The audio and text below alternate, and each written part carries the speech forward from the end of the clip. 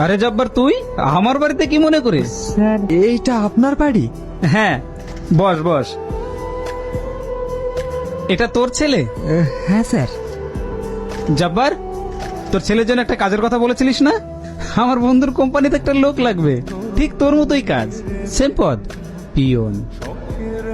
Daddy, হ্যাঁ মা, তুই যে বলেছিলি তোর ফ্রেন্ড আর ফ্রেন্ডের বাবা আসবে, কই এখনো আসলো না তো? এটা আমার মেয়ে, ও নাকি কাকে ভালোবাসে, তাদেরই আজ আসার কথা। মনে হয় ছেলে বড় বিজনেস করে, সেই জন্যই আসতে দেরি হচ্ছে, না হলে তো এতক্ষণ চলে আসার কথা, তাই না মা? বললেনি তো জব্বার, আমার বাড়িতে কি মনে করে? টাকা পয়সা কিছু লাগবে? লাগলে বল। না না স্যার, টাকা পয়সা লাগবে না।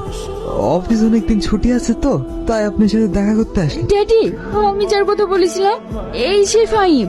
দেখ, আমার একটাই মেয়ে, আমার অবর্তমানে আমার সমস্ত সম্পত্তির মালিকানা আমার মেয়েই পাবে। তোরা বাপ বেটা মিলে প্ল্যানটা বেশ ভালোই কষেছিস, কিন্তু আমি বেঁচে থাকতে তোদের আশা কখনোই পূরণ হতে দেব না। নিজের